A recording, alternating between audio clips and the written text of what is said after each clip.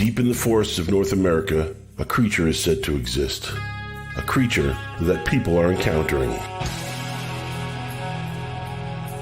With far too many reports to ignore, there are elements of truth behind these accounts that mankind can no longer ignore. Breaking news out of Texas, Bigfoot is real. Could a breeding population of large, upright, hairy hominids really exist in North America? Or is there something more paranormal at work here, deep in the woods?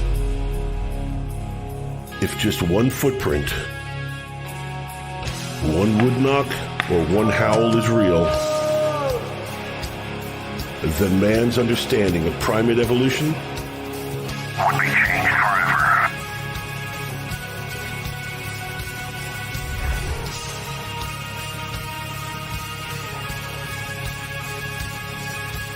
Join the Catskill Appalachian Research Collective as they delve further into the mysteries of Bigfoot and other paranormal phenomena through the eyes of witnesses, investigators, critics, and skeptics. Join us as we look to discover what lurks from behind tall trees. Here we go. How you doing, MK? I am okay. How are you doing? I'm doing just fine. You know, we were just talking backstage there before the show, and you know, for those who weren't here last time, you know, MK had it was like the planes, trains, and automobiles, right? Trying to get you there with you had your pick up your wife and it was traffic and stuff like that. So today was also almost a swing and a miss too, right? With what's going on with the weather down there. Yeah, we had some severe weather. We've had it 2 weeks in a row. These big fronts came in, and last week we had 6 tornadoes in my county. And today we've had quite a bit of damage that's kind of showing up on Facebook now. Had some power poles blown down and tornado warnings everywhere. And so it seems to be just about over with. And lights came back on. So here we are. You know, I was glad to shift those gears. Yeah, that was, you know, for those just tuning in, I'm Brendon Brown, and we got M.K.Davis tonight on a special edition of From Behind Tall Trees. For those that do shows like this, you're always doing a live show is always a struggle. MK and I, we talked yesterday, right? We had a little conversation about what's going to go on, and you touched me off about the weather. And then I called you or you called me, right? And said that the power's out. Yes. Well, you know, last time the power went out, which was last week, it was out for over 24 hours. So I didn't know what to expect, but while we were talking, bingo. Bingo, bango. He's like, son of a bitch, the power's back on. Take that any day. Exactly. You know, it's nice because, you know, it's funny because we were talking about this you know, we had a great time last time. We didn't get a full interview and because of the powers that be. But, you know, last time we were on a different channel. We weren't on our own channel. And, you know, we're a new channel. We started our YouTube channel, CARC Universal, February 9th was our first official launch date. So it's been almost 2 months. And to be honest, I'm not blowing fucking smoke here, MK. As you know, out of the 2,100 something hours that we've accumulated watching time, your clips are personally responsible for over 700. 700. So 1/3 of the shit that we crank out has been people watching the stuff that you put out last time. Well, I'm sure glad that I've had some kind of an impact in a positive way. You know, it's not often that a person gets an opportunity to impact such an important subject, you know, and I really appreciate it. I thank you for the time that you gave me. Well, you're welcome. You know, you don't do. We were talking about this before too. You don't do a whole lot of these. Right? You're not out there as much as you used to be. No. I still go out. I've been to Bluff Creek last summer, and I go down to Honey Island.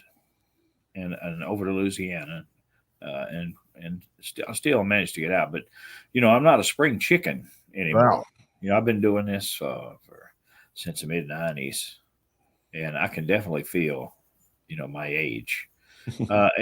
It's not just your age, but it also, you know, you have to muster the will.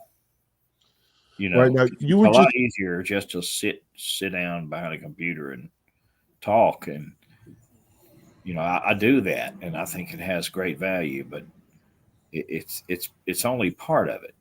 And I think boots on the ground really, forward this subject. They push it forward.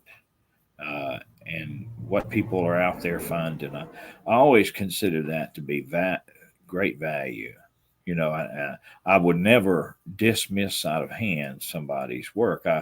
I'll ask them questions about it, and if I can't confirm or deny, I'll leave it up to the viewer. You know, what do you think? This is what was he filmed. This is what he told me about it, and I think that's of great value. You know, well, yeah. I mean, it's the presentation is everything, and we're going to get into that in a second. You just got back. Speaking of Honey Island, you just got back. You were down in Louisiana, not too long ago. What was going on down there? I was in Shreveport. They had Brian Horn of Windhorn Productions. He sponsored the first inaugural Louisiana Film Festival, and they had filmmakers, some of them up and coming, some that you've known for years, come to that, and they were able to kind of show what the projects they were working on, and and then they showed some classic films, that were made, like The Legend of Boggy Creek and The Creature from Black Lake, those old classic monster films. Mm. So it was, we had a great time. Was able to meet a lot of people and connect, and it was just a good time, and I really appreciated the invitation by Brian. It's nice because, like you said, they were playing some of the older stuff, the Creature of Black Lake and the Boggy Creek. Some of that stuff is a lot of why I'm here, and a lot of why a lot of other researchers are here, is because that stuff was just so well done, right? Those movies and those documentaries, movies were really they're kind of cult classics now, right? Well, they had Jack Elam, who is a character actor that I don't think he's one of the best. He'll be wearing those coveralls with the strap missing off the side, and his big old beard and everything, and he just looks like a wild man himself coming out of the woods. And I had a flashback of Jack Elam. I'm really sad that he's gone, but he's got a double. I was at a conference in Hanobia a few years ago. They call it Hanobia, Oklahoma. Right. And I was sitting there, and this man came in, and he looked just like Jack Elam. And he comes up to me, and he says, I want you to know that I found a Bigfoot grave. And I pulled a fingernail off this Bigfoot. I dug it up. And he gave me that fingernail. And it had blood underneath it, and big old thing, this big. And I kept it for a while, took pictures. I looked at it under a microscope. You can see blood cells, flesh cells. But I really was not the person to do anything with that. So I gave it to another Bigfoot researcher. And the next year, this guy comes back in. He's all dressed up real nice. Still looking like Jack Elam. Still has a big beard and everything. I mean you had to do a double take. And he sits beside me. And he says, "What'd you do with that fingernail?" And I said, "Well, I wasn't able to do anything with it." And I looked over there, and he was going out the door. No, wait. Before he told me, I said something about the last time you were here. And he says, "That wasn't me. That was my twin." And then he took off out the door. Really? I looked at him, and this guy was nobody's twin. He was the same person, dressed up differently. But he claimed that he was the twin of the person he came the previous year. And then he took off when I told him I hadn't done anything with it, gone. He didn't give me a chance to even explain myself. So do you think he was even there? Do you think maybe that was a spirit? I don't know. That's a whole fucking different show. Well, I know that the fingernail wasn't a spirit. I got pictures of it, and I took extensive photography of it. Now, what year was this? Oh, this was 2017 and 18. Oh, okay. And I gave it to Lyle Blackburn. Okay. And I don't know what Lyle's done with it, but it's it's one of those weird things. I was kind of taken aback, but there was someone that was so much like Jack Elam. Honobi is not exactly a large town. It's it's way out in the middle of nowhere, and a great place to have a Bigfoot conference, and they do a good job. Right. This guy comes in looking every bit the part of some kind of movie, like your typical casting, right? Like a character in a cast movie, and he has this. I mean, that's probably what anybody would, say. Wow, But I'm not that way. I'm not a skeptic, but I'm also not. I just take everything kind of as it comes, and it took me years to dissect the Patterson film properly because I would maybe go cut the grass, and come back to it the next day or maybe 2 days, during that time, I'd be, kind of mulling around in my head exactly what the problems with the film was, So that's kind of the way I operate. And when he found out that I hadn't done anything with it, he out the door he went. Well, that was, I mean, I remember not to say that you dropped the ball with evidence there, MK, twice, but I remember I wasn't the person, and I knew it. I could take micro photographs, right. You're not going to cough up the $5,000 to get the DNA sequencing. Well, right? I mean, yeah, and if I did that, I'd Well, have that's to what it costs. explain that to my family, my wife.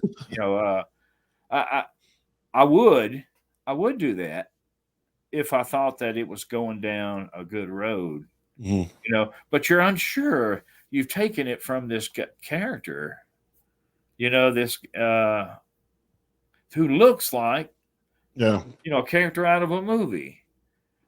You could have plugged this guy into the creature from Black Lake, and he would have fit right in there. And of course, the fellow that showed up the second year was a little more dapper. He was dressed up in a nice suit. Maybe he had to go to court. Well, when I talked to him like he was the first guy, and he says, "No, I'm not him. I'm his twin."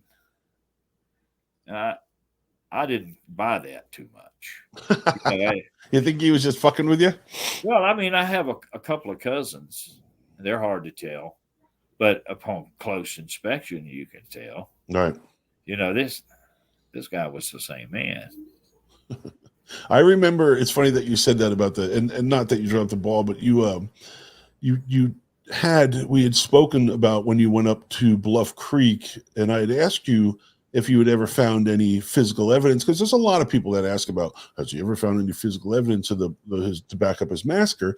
And you said you had found the front, which looked like the front shin bone of somebody or something. I did, right? Yeah.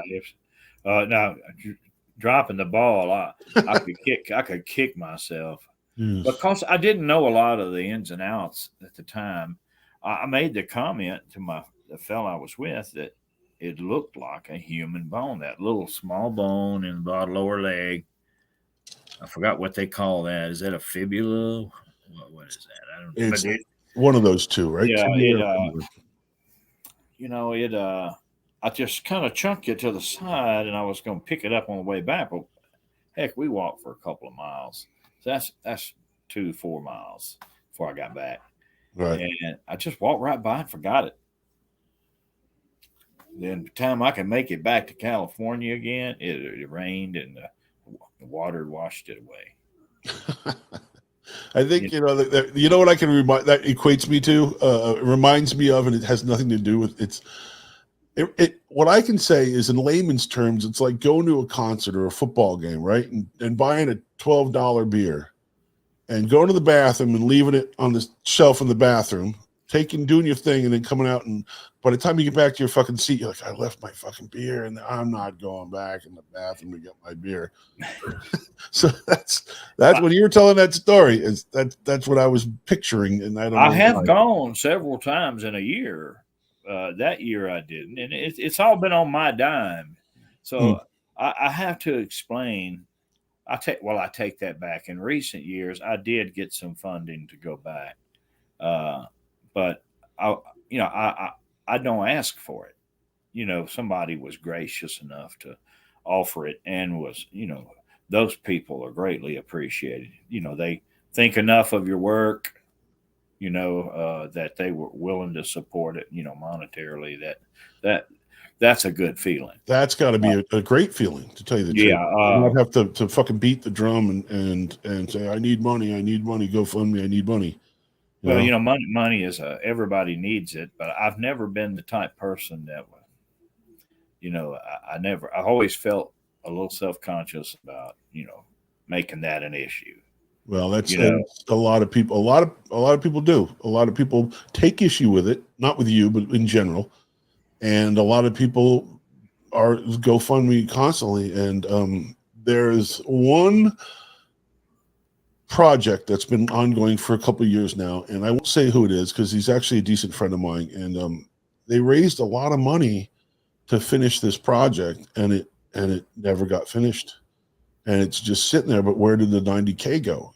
So, it's obviously you don't have to, as a private person, you don't have to report to there's no shareholders or stockholders for an GoFundMe page, right?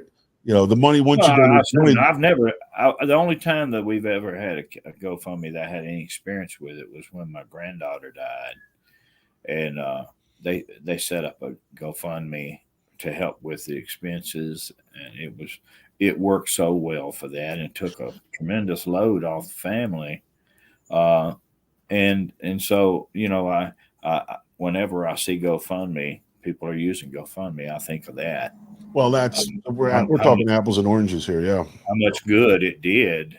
So if done right, but in recent years there's been a lot of problems with the GoFundMes.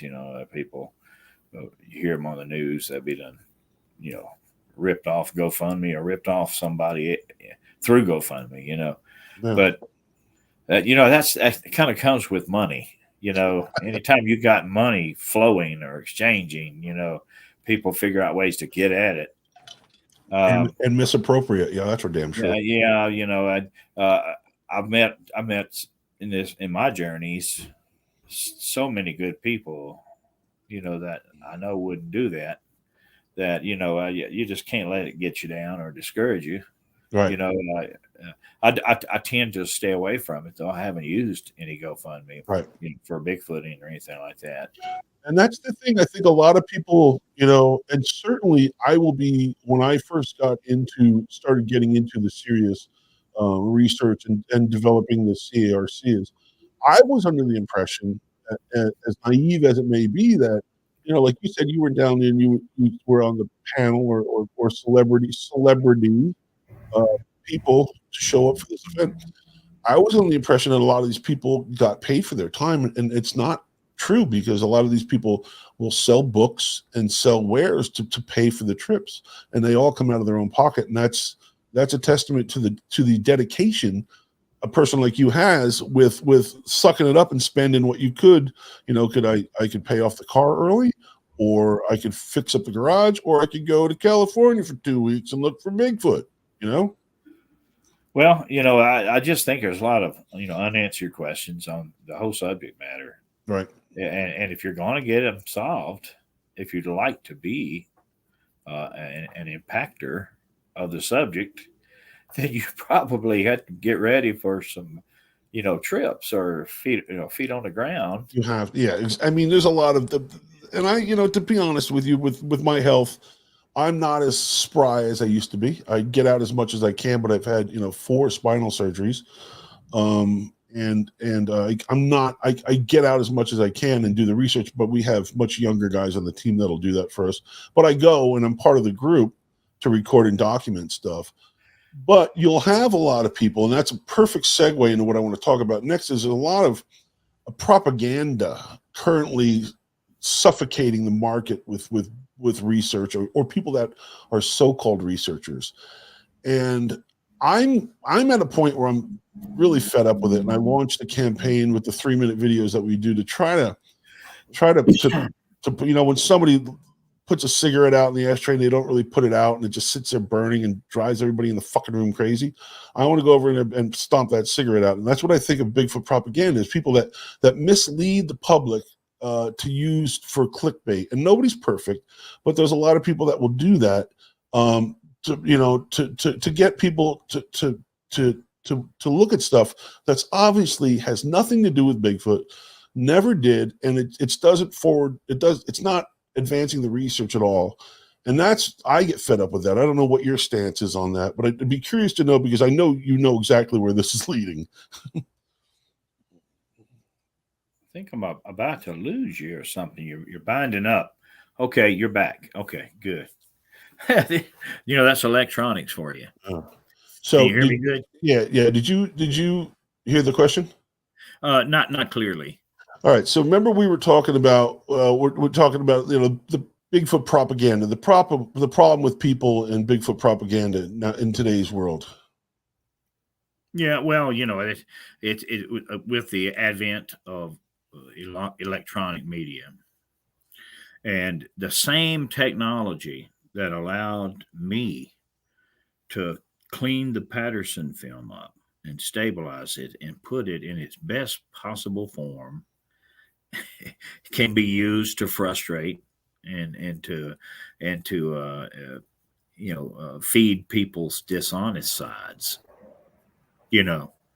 I've seen so much, and I saw this wonderful clip that somebody did. They said that Bigfoot Owl, as he goes by, who said that I have remastered the Patterson film and it's now at 4K, 60 frames per second. I looked at it. Wonderful eye candy. I mean, it's as smooth as silk, but unfortunately, you can't have 60 frames per second from a film that's shot at 16. He used predictive software to fill in. So most of the frames in it were completely made up by the computer itself. Mm-hmm. And it's the same software that's used to make Pixar films and stuff and make those cartoons have that flowing lifelike motion. Mm-hmm. And essentially, it was a cartoon based on the Patterson film. And a lot of people were taking it as, proof that Patterson film is real. But somebody I knew, if I didn't speak up, someone was going to tear that to pieces. It's you can't have that. It's not research material. Well, people, and I know exactly what you're talking about on that. I do, because I've seen that, and I've got an interesting story I'll tell. I have to go ahead and finish. It's I'm not trying to knock anybody's work or anything like that, but it must be constructed from the film itself in order to have any credibility or weight as scientific. It's not scientific if if 40 something of the images, in a second of film, are made up in the computer, you blow it up, and what are you blowing up? What are you looking for? Because the computer just made it up. It's taking the computer says, I think I can put this right here and this right here and make the whole film run smoother. No, you can't do that. It wouldn't pass scientific muster. It looks pretty, right? But it's not. It's not candy. It's entertainment value. And it's funny that you bring that up, because I was working with Pat Turner, who's a good friend of ours who does Squatch Talk, and I'm sure hopefully he's tuned in tonight. I had done a rendering of the Patterson-Gimlin film, of the back end when she was walking away. And I had, in my naiveness, I had taken it from one of those grabs. And I had talked to you, I think, real quick about this. Okay. I had grabbed it off of the best copy I could find in the internet real quick, not thinking about that, but about also that they took it from 4:3 ratio and stretched it out to, 1080/720. So the dimensions, Patty, was much wider artificially because they stretched the film. And I didn't think about that, because I got asked several questions. Well, did you manipulate it? Did you stretch it? I go, no, I kept it as the proportions I was. But I went back after talking to Bill Munns on Pat's show when I did a show with them, and I went back and looked, and the whoever did the remastering, they call it, right? I think that's what they called it. Yeah, stretched it to fit the 1080/720, and not thinking that was done, because I trusted the source. Never do that on the internet. I looked like an idiot because I was continuing on the myth of this shitty information. So you speak of the truth right there, and that's I think yours is not if it's not the best, it should be, because it was done the way it should have been done, and that was one fucking frame at a time. Yeah, absolutely. I can show you. I can demonstrate. I've seen it. You showed me all my source materials. I still have them. I can reproduce anything that I've done. So it's scientific. It should pass all scientific muster.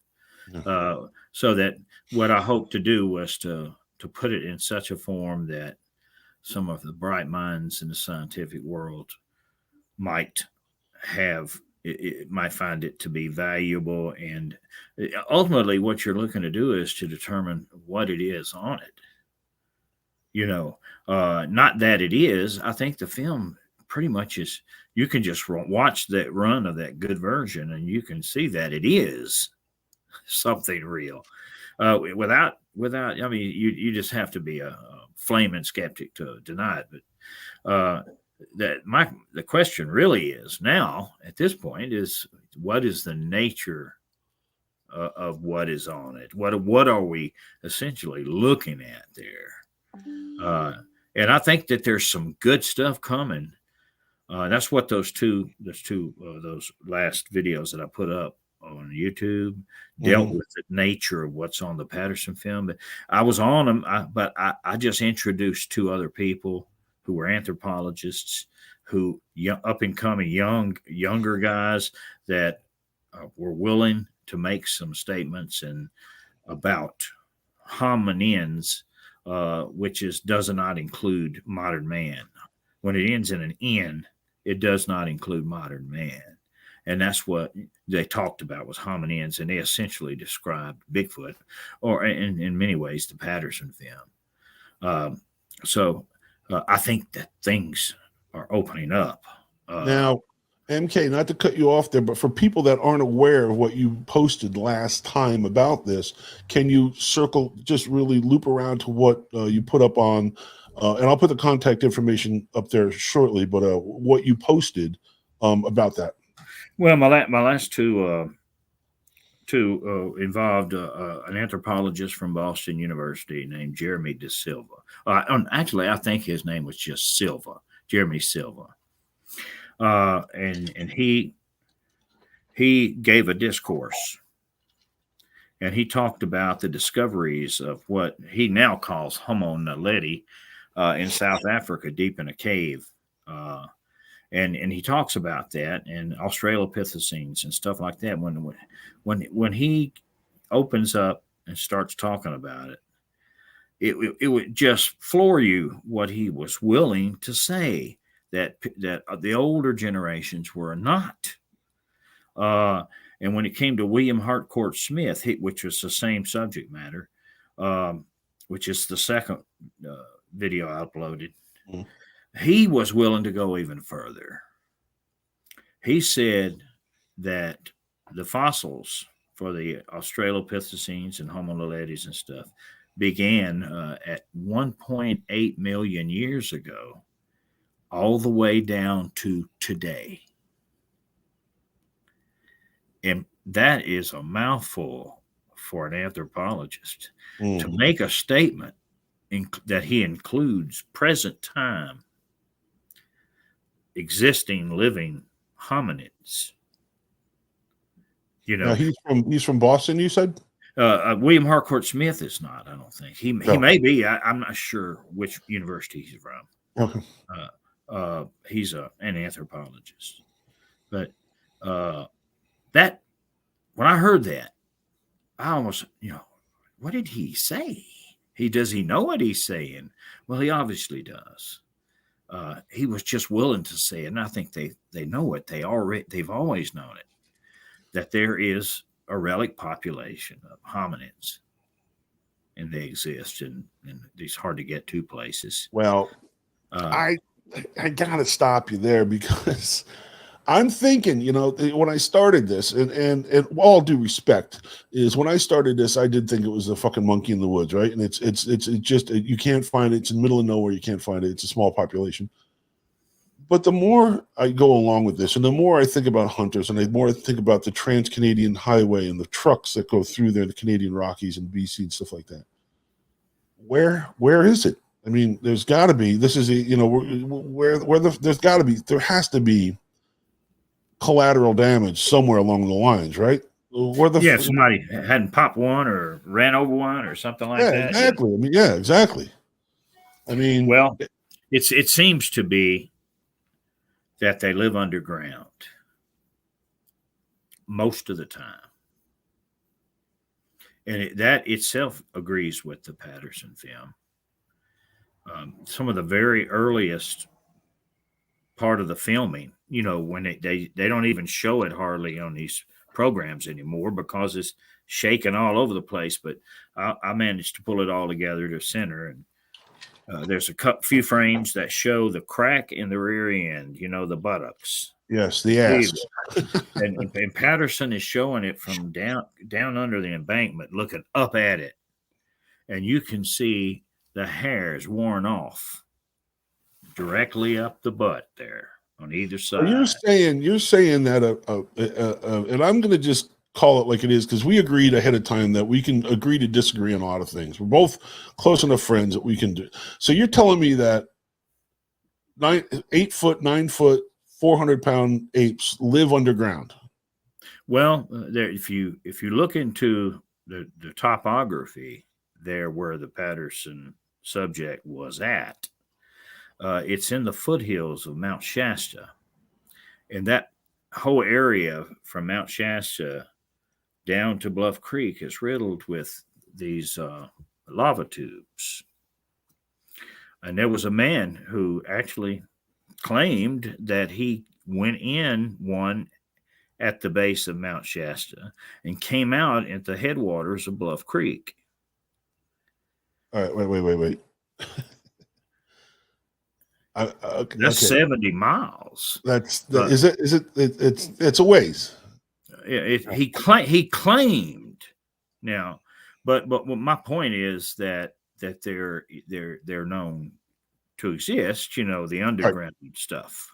I don't doubt you that there's extensive cave systems around the United States. Whether or not they're large enough to, like a bunker, like a bunker in World War II, or a bunker at the Greenbrier in outside DC, is only as good as until somebody knows where it is, right?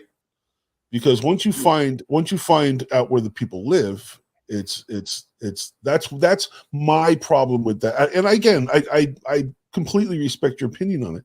Well, what I saw when I saw it, and I saw this many years ago, was it took the information that how I took it to be, right, was that it spent time sitting on its rear end somewhere, scooting around. So it was probably had low head height or something. It wore all the hair off its butt. So that's the way I took it then. It's the way I take it now. That it's living somewhere where it has to scoot around, on its butt. And during the other times, it's pretty much out of sight, out of mind. You don't really see them a lot in there, except for a couple of times a year when the salmon run. Are you talking Bluff Creek? Yeah, right. The salmon don't run in Bluff Creek anymore. They used to, but they run in the Klamath River, which is 25 miles downstream from the Patterson side, and it's the Bluff Creek is like a road to the Klamath River. Right. So they come out of the high country, the rough and rugged high country, and they walk down Bluff Creek or in a series of other creeks and streams to the Klamath. This is a big time to feed.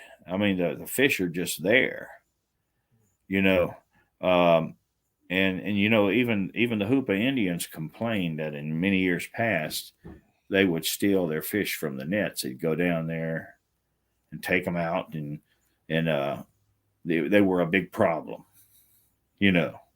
So fish was a big deal, and they draw them out. Right. Otherwise, they ate organ berries and things like that, and they stayed around whatever they were living in, a cave or overhang or whatever. I predict that if you ever found one of their abodes, it would surprise you. It would be full of junk that they stole from campers. That's what now you did that on purpose. I know you fucking did that on purpose, because we were talking right before we went on about Politis and the missing 411, right? And I'm just kidding that you did it on purpose. I know you didn't do it on purpose, but there's a story in one of his books. And I'm sorry if I'm yelling, because I'm really excited, because this is kind of interesting. This is a great conversation. And for people tuning in, I want to thank you for joining us on tonight with From Behind Tall Trees. M.K.Davis has graced us with his presence today, and I want to thank him for taking some time out to be with us. But just before we went on the show, we were talking about Politis, and we were talking about whether or not some of his stories don't always fit the niche. He's got maybe a not so square hole, and he takes it and rams it in there to fit the story. But there's a story in one of the books, and this is actually it's documented by the child's family, that the kid went missing, and he was taken by a bear or something to a cave, and then by his grandmother that didn't look like his grandmother. It looked like his grandmother, but didn't. Whatever. The kid was like 6, and he said he was in a cave with a bunch of old camping gear, old guns, old tents, a bunch of old stuff like that. So when you said that, I was like, well, that's kind of interesting. Well, the Hoopas told me that in days of yore, that they would trade with Sasquatch, and that the Sasquatch were considered to be dishonest. They would steal. They would take your stuff and their stuff and run, and just take it, and they'd steal your fish, and it was just considered to be. Even would steal people. Those troublemakers. They were very. I mean, they weren't kidding. They were telling me the stories. No, I believe you. I'm putting a modern twist on people, like, the fucking neighbors moved in and they're nothing but trouble, breaking into my car and stealing our shit. The goddamn fucking. Well, they would not build a bow, but they would steal their bows. They would not make anything of their own, but they would steal it. They were just dishonest, and they were so bad that they broke off all relations with them and wouldn't have anything to do with them anymore. So those are resources that it requires to live. Yeah. And somebody's just making off with them. They weren't even going to use them, probably. Just picture him running down the. Well, that's with why a I say you salad probably find them in a cave somewhere. I'll get you, Sasquatch, if it's the last thing I do. No, but it's true. I mean, the stories, the Native American stories. Here's the thing. Here's the problem that I have with a lot, and I'm not saying all. I'm going to be the opposite side of the fence here. Okay, here's the problem I have with a lot of the stories that come out, and I'm not saying the American Indian, Native American stories, because those are genuine stories, and that was before 1958, 1967, and all this time when Bigfoot was monetized, right? Is you have people. And I'm talking modern times now, that you have people that are so far right, that they've bought into this. They want it to be alive. They want it to be so real that they can taste it. I'm a believer. I'm a knower. I know some. Have you personally seen a Bigfoot? Have you ever had a sighting? You not without your camera sighting or anything. Tell me, have you seen it? Anything? I saw one. At Bluff Creek, and I filmed one at Bluff Creek that I didn't see, but I got him on film. And then before that, I saw one, and it was heavily grown up down in the creek with these little thin willow trees. And first of all, when we got about 500 yards from this sandbar, we found a rock stack right there in the creek bed. It was so fresh that it had wet sand on the rock, that's up on top. Mm-hmm. Which I have photos of that. And you could see where it had pulled the rocks out of the ground, and left a hole. And so we knew it was fresh.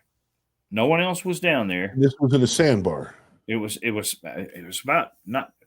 about 500 yards from the Patterson site, what I consider to be the Patterson site. But it was in the creek bed sandbar. In the creek bed, just with 3 rocks, bam, bam, bam. The top rock was a small rock. When we got up to the site, my friend was putting his camera on a tripod. And we heard just tremendous bang. I mean, it had so much reverb to it. It was a green stick of some kind with a lot of density to it. And I looked down. I had just bent down and kind of looked under the brush.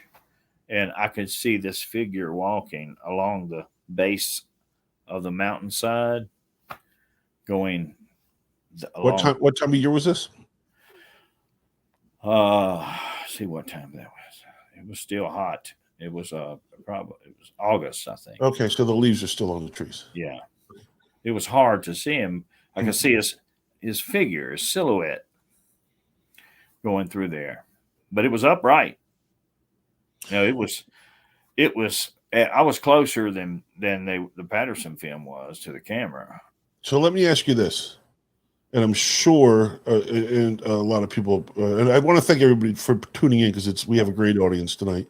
And I'm sorry that we're not getting to your questions, because we want to rock and roll with this conversation.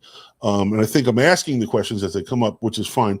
But what made you go, okay, it's a Bigfoot, it's not a hiker, it's not anybody? It could be a hiker, but there's just no one else down there. You have, unless somebody walked in. This is 25 or 30 miles, from a road you'd bring well, if they had come in the way we did, we would have known it. We would have seen them. They're just only a few roads in there. Right. And we would have crossed. Well, you understand that's a valid question, right? It's you're a very smart guy. You know what you're talking about. But that's why I'm trying to figure out why. And you're not the only. Whatever it was, whacked a tree. Right. If it was somebody trying to set us up or something, That's possible. They might would have whacked a tree, Well, I'm but not. Yeah. it just seemed to be along that hillside, walking that hillside quite comfortably. Hmm. I just felt like that's probably what it was. What year was this? Oh, let's see. I think it's probably about 2007. Because I tell you, I'll be honest with you, and I'm not saying. I mean, I believe you 100%, but I'm saying if I was ever anywhere where I was gonna fuck with somebody and pretend I'm Bigfoot, it would be Bluff Creek. When I saw people down on the, you know what I'm saying? Yeah. Well, But I mean, I'm just see that would negate that as a research area then, because you right. couldn't believe anything you got there. I'm just saying that people are not. I would never do that, but people can do that, and that's what I'm trying. Here's my bottom line with that question is what makes a person, and let's say a general researcher, or let's say somebody that's interested in Bigfoot. What makes that person go from I'm out looking for doing research, and I'm not saying let's say you're in middle of the Allegheny National Forest, or you're in the middle of the Smoky National Park and Smoky Mountains. What makes a person go, that's got to be a Bigfoot, and let's take you out of the equation. What do you think makes people do that? Well, I mean, if I was in woods that people had a lot of access to, of course, that would be a different matter. But in order for somebody to come in there, we would have had to cross paths. No, but I'm not. Now we're not talking about your situation. I'm talking about what do you think goes through other people's minds about that? Well, yeah. This is bottom line, and it's a certain type of evidence that you're looking for. You don't want a silhouette, which that's pretty much what you get when you get a thermal. A silhouette. I agree. But if you saw the thermal reach down and pick up a log and hold it over its head, that was too big for any person to do, and you were able to go back and look at the log and determine its weight and size, and right. It's something that would give it, it's doing something that it's impossible for a human to do. I completely 100% agree with you on that one. Then it carries a lot more weight. Right. Now the Patterson film is so good that it doesn't even require it. She don't have to grab a tree and break it, anything like that.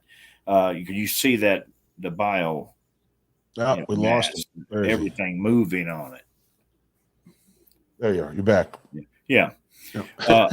You see in the Patterson film, you see the biomechanics, which is things that you see every day. I mean, in your life, you see people's muscles move, and you're familiar with it, and you see it in that film. So that tells you that it is not a suit, but the argument's always been, what is it? If you can get past the suit thing, the nature of what it is, so it's got girth. It's huge girth. It's probably beyond human. Well, I agree with you on that. Here's a good question. I don't know if we spoke about this last time, and it's kind of I think it's a very topical question considering today's climate, but kill or no kill? Alpha, do we need an alpha sample? What do you think? Or whatever it's called. That's a moral question, and people have bantered that around for so long. As long as I've been doing this, it's a hot button issue. I didn't think that it would be such an issue when I first became interested in this subject, or that you would have that to make a decision about. But it has become that way. And everybody's got a different opinion about what it is. And the nature of it, it's got everything to do with whether it's kill or no kill. If this is not a human being, someone probably could kill one and not get in trouble. If it's a human being, you probably will get in trouble. But Well, are you talking feral? Are you talking about you feral could human? argue your way out of it by saying, I was afraid for my life. Plea bargain down to involuntary manslaughter. Yeah, something like that. And then the dividend would be the discovery, you know. But you may not be well liked. You know, it's fine.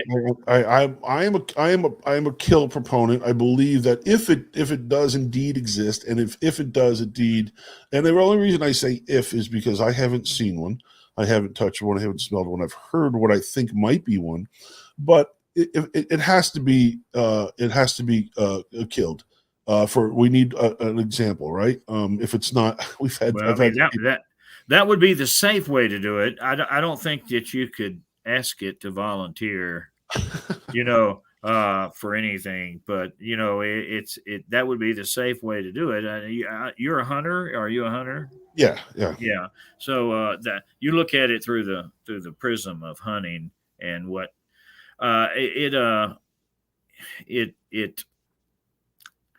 you would never kill a human being. I mean, it's in the hunting creed. I mean, when you're trained to hunt, a trained hunter will always look carefully at his target and not shoot a target he's uncertain about or unsure of. And that's what I tell people. I say, well, this person right here is pro kill.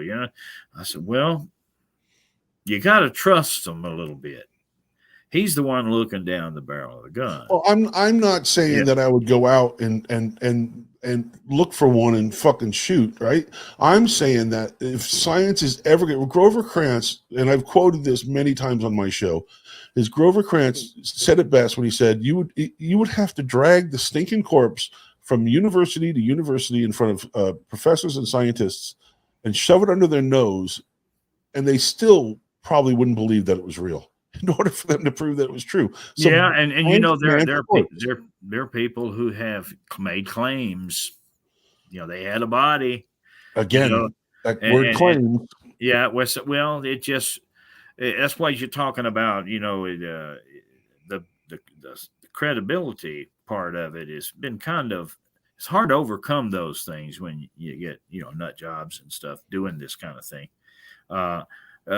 Grover Krantz probably knew what he was talking about. I think he was pro kill. He thought that it needed a body, and science demands a body. He saw it as a scientific mind, through the scientific mind, right? And that would be the way. But he also knew that even then it would be some difficulties, and we have so much in the way of what you would call existentialism. People don't believe it unless they were part of it. They won't believe it even if they're standing there looking at it. But there's also there's also people that are way too emotionally involved with Bigfoot. They're emotionally attached to this creature that they have. I'm not going out and shooting your goddamn dog that you've had in the family for 13 years. Science should harvest it, but people are so emotionally attached and to Bigfoot right now that it's like, oh my God, you're gonna go kill my friend. It's like it's if it exists in its flesh and blood, it needs to be cataloged, right? So maybe we can save some real estate for it to live on. That's all I'm saying. You would think that would be what everyone would be pulling for, right? If it could be done, but there's so many side issues to it. It's got tendrils that go out in all directions. There are elements out there that absolutely do not want a Bigfoot to exist. The logging industry don't want Bigfoot to exist. Of course not. It's their best interest that it remain in another world. You know who does it? You know who also doesn't want it proved real? Who is that? A lot of the people that look for Bigfoot. Because perhaps, they have an interest that's surprising.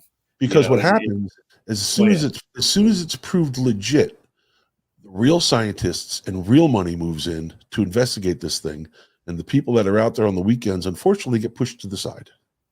That's what happens, right? I fail to see the validity of the arguments against it too much because Being proved real. there is no reason why Bigfoot can't exist and still the logging go on. You know, it can be done in a more sensible way. You know, we're preserving habitat now. You go up there and you look at all, you see patch of woods cut here, patch of woods cut over here. They don't clear cut anything anymore. And they haven't touched that area in 10. Oh, it's probably been longer than that. 2009, it was 10 years. So, you know, a lot of years. They do right most of the time. You know, you can always find some bad hombres, you know, that illegally cut trees and whatever. Well, I mean, the government is the problem. That the government gets involved, and the government has a tendency of screwing things up. You know, I mean, I live in a village of 400 people, and we have a creek down in the town that floods 3 times a year, but we can't dredge it, clear it out because there's some sort of miniature perch that lives there. So they'd rather flood the community, you know, and flood basements and do damage than dredge the creek. So the government's getting involved with things don't always have the best track record. But I think we can agree on that. If you ever got a shot at one, would you take the shot? Yeah, I would. Yeah. Would you shoot a person? It come breaking into my house and threatening my family. Yeah, yes. I'm talking about if you saw him and you took it with your eyes to be, you know, people have described it. I couldn't pull the trigger. It looked like a human being. Well, it's easier said saying I would do it now sitting in this chair. Yeah. But you know, you got to make that choice. Oh, Johnny on the spot. No. Or I'd like to think I would. I'd like to think I would because I think I could afford to send my niece to college, and I know I'm going to get a bunch of fucking hate mail on this one right now. But I think I would. But I'm sitting here in my. Let me tell you this, Brent. Let me tell you this, Brendon. I trust you to make the right decision. You're a trained hunter, and you've been told your whole life you're not to kill or shoot at another person. Look it over good. You know, don't shoot at a shadow. So I trust you. I trust you to do that. And if you did do it, that you would not have killed a person. You would have killed some strange creature. Now, so do you think it's a person? Do you think it's closer to mankind than chimpanzees, which are pretty freaking close? I've been down that road before, but not at present. No, I don't. I think that it has a common ancestor with man, but it's not a descendant of us, and we're not a descendant of it. It is a fork on it. It's a hominin. Excuse me, hominin. And they're starting to admit now that we are not the long evolved descendants of hominids, that it's an even fork off something else. That's what they're saying now. And that this person over here that is walking in the woods and hairy and everything went this way, and we went this way, and we look at each other across the way. They're even saying now that there's still some of those living, and I think they've always known that. I just think they were not brave enough. You know, watch the one with William Harcourt Smith watch what he has to say about that. Mm-hmm. And you will get the updated thinking of anthropologists, and in almost every way he's describing a Bigfoot. You know, they even say that the hominins had curved fingers, and I can show you frame 61 from the Patterson film that shows exactly the same. Curved fingers. It's a great visual right there. Yeah. So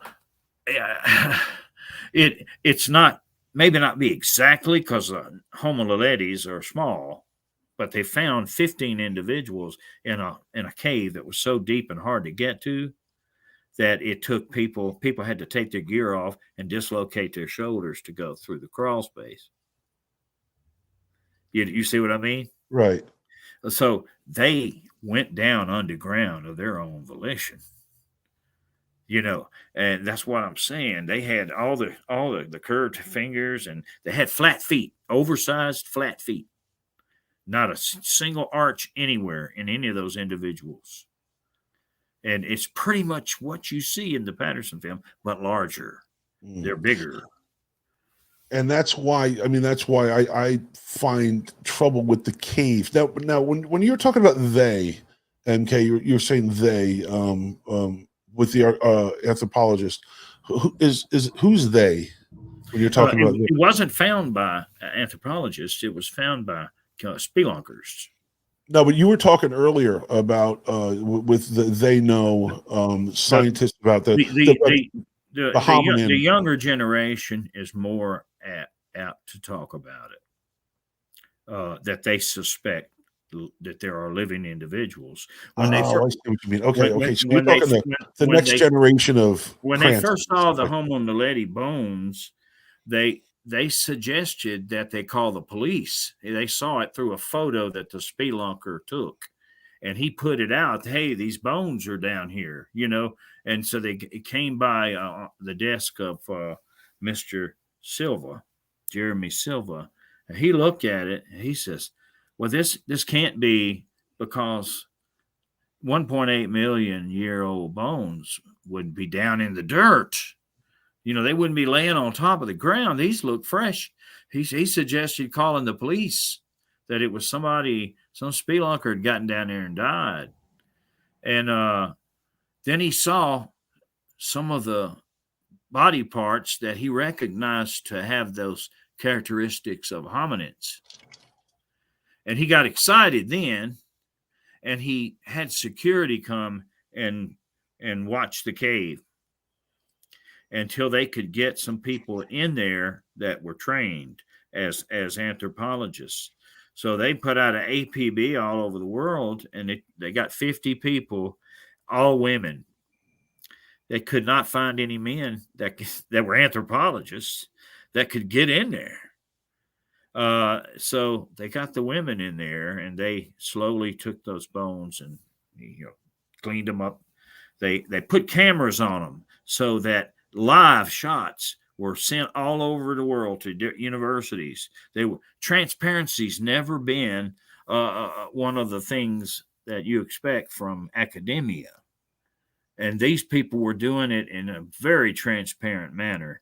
And as they brought these bones out, everything about them, everything they found out was put on a website that the public could log on to.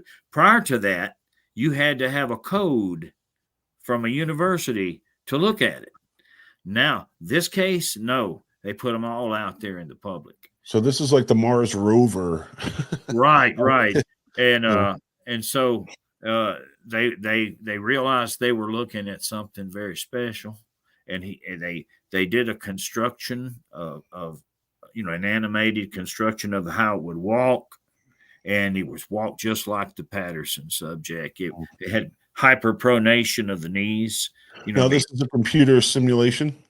Yeah, it's on that video that I uploaded. You can look at the pattern. I put a little piece of the Patterson film on there so you could look at it, and shows her knees kicking inward. I've seen that on your site. Yeah, I've seen that on there. They made the comment that that type of walking is kind of stressful, and it's not likely that they migrated on long walks, that they probably stayed in a certain area because of that hyperpronation. Right. Which is makes sense, because that's a hot spot for seeing them in there, So it's just, to me, it made the most sense of anything that I had seen up to this date. And I think probably the nature of what's on the Patterson film probably is something along those lines in the world of hominins, they're not us. Right. Now, let me ask you a question. Is because we're at an hour now. We're going to go a little bit longer, and I appreciate everybody sticking around. This is a great show, and I'm having a freaking great time with the MK. Thank you. The Same Freeman film. The Freeman film, is that, do you believe in that one as well, right? And I think that's probably the most second, right? That comes in silver if you had the Olympics here of gold medals for quality video footage. Would you give that to silver, or is there another one that you stand by? I've got top three. Give them to me. Number one is the Patterson film. Number two is the Paul Freeman film that you just referred to. And number three would be the one filmed in Mississippi. Thank God you didn't say Todd Standing. No. The one filmed in Mississippi, they call it the Mississippi skunk ape. The one picking the shit out of the tree. Right. Because, there's a lot of reason to believe that one. So I think those three are probably the top filmed Bigfoot. Right, but didn't and if anybody's not familiar with the Mississippi skunk ape one, I don't have a copy of it because we did no prep for the show. We didn't talk about what we're going to talk about. I made no notes. I made no videos. So for people that aren't familiar with it, just give us a 10,000 foot glance at what's in that video. Well, it was filmed 9 miles west of Tunica, Mississippi. That's in North Mississippi. Tunica's not far from Memphis, but it's in the northern delta. And if you draw a line from Tunica 9 miles west, you'll end up on the inside of the Mississippi River levee. And along that levee is, between the levee and the river is trees, swamp, forest. And a young gentleman by the name of Josh Highcliffe uploaded the video to YouTube asking for some help in identifying what he'd seen. And I took the video and I stabilized it, did some audio enhancement. And you could hear when he ripped that plank off the side of the tree. Cypress trees are kind of unusual because sometimes they'll die in the middle from insect infestation, but they'll still be living on the outside. The tree's still alive. Right. And that outside is still green. And that's what he was ripping out of there. He was enlarging that hole. And I got out there after I saw that video, and I went and found it. It was a loud snap. I remember. It was a pop, like pow. Yeah. My gosh. I have gone and yanked on one with both hands, put my knee against it. You just even a thin piece is not going to break like that. So there was some power put on that thing. So because of that, because it was doing something outstanding, along with the footage, I have to give it a pretty high spot. That's what we ask people to do. Right. Get something on there that we can kind of sink our teeth into. And now Josh Highcliffe did not want to talk about it after that. And when I went over there, I saw that almost all that land is elite hunting clubs. Right. And so I figure he might have been, he said he was hog hunting. I think he might have been doing so without permission,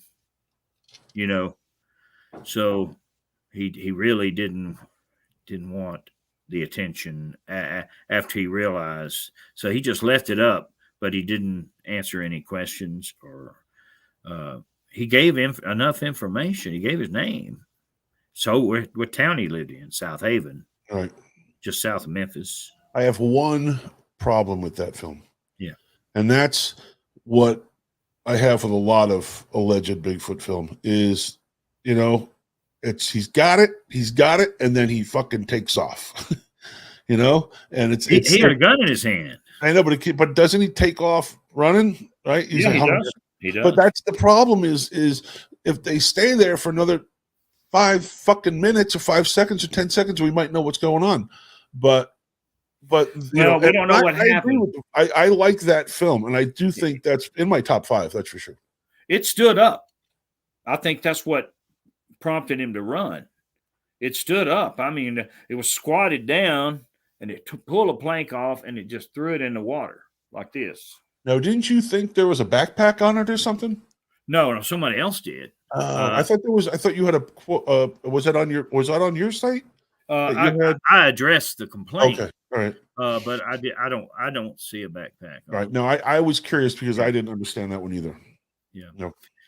Yeah, I think there again, we live in a world that's skeptical anyway. But beyond skepticism, people are existentialists to a large degree. I remember I was at a conference in the early days, and there was this guy who took a video that he said was of a Bigfoot, and when it got to the Bigfoot part, I mean, you could stare at it. I couldn't see nothing, and this guy starts crying. I don't mean to laugh. I'm sorry. Again, people are going to fucking hate me after this show, but I know exactly what you're talking about. But that's okay. I trust him. He says it's a Bigfoot. I'm going to take your word for it. But he did not believe the Patterson film because it didn't involve him. Wow, that's what I told you. Some people, not all people, but some people are too emotionally attached to this fucking thing that they haven't proved. And I have no problem with people looking for it. I am a optimistic believer, right? I want it to be true. I would like for it to be true. I'd like to think that we don't know everything about terra firma here, right? We know more about the surface of Mars than we do about the bottom of the ocean. So I would like to have Bigfoot be real. I think if it's ever proved real, that will be the downfall of Bigfoot. I think it's better left alone. It's survived hundreds of thousands of years by itself, unfettered by man, without fire, without tools, without the Bronze Age, without the train, without steam engine. So just leave it fucking be. The worst thing that'll happen is if it's proved real. Well, this is what I learned from that is I learned that it does not have to be me who proves it. That's what I learned. Because if you feel that way, that you're more likely going to be plagued with these existentialism type stuff where you don't believe Bill, Bob, and Fred, and they took these great films, and you took a sorry film, but you believe it whole soul. It's like this. I'll take your word for it. The gentleman that took the film that I couldn't see a Bigfoot in, anybody else could, but he had an experience of some kind because he brought him to tears. That emotionally, because he was emotionally attached to it. Yeah, so I take his word that he, with his eyes, saw something. He didn't succeed in getting that seminal moment on video. Right. But Patterson did much better. 50-something years ago. Yeah. So, this is what I have to say about Patterson is that even though it took a long time for technology to catch up to the film and to render it in its best forms, he provided the material for that to happen. And he's not with us anymore, but the film is so good. It's so good that it does not need him. It does not need Mr. Gimlin, Mrs. Patterson. It doesn't need me or you. Just look at the film. Just look at it. Just watch it. It's not dark silhouettes. It's well lit. It's 60 seconds of video and action packed. Okay, MK. Yeah. This has been all fucking great, and we could go on and on about certain things, but at what point we're going to talk about it now because we promised we bring it up at the end, and we're going to bring it up at the end as soon as we take a look at what's going on next week with From Behind Tall Trees. We'll be right back. For decades, people swear they've seen Sasquatch. Cliff Bergman. Help me welcome Mr. Russell according to In a your field dominated by men, Moneymaker. Melissa Adair stands as a beacon for women of all ages interested in the study of Bigfoot. Founder of Squatch Unlimited, a social media haven for dedicated researchers around the globe. Adair is a mentor, a trusted resource, and brand ambassador for all things Bigfoot. On next, From Behind Tall Trees, this Bigfoot chick joins the CARC's Mike Lucci and Chuck Larson to talk about her social media empire, ongoing field research, and much, much more. The guy had to be ripped, like. Wednesday, April 6th, only on CRC Universal.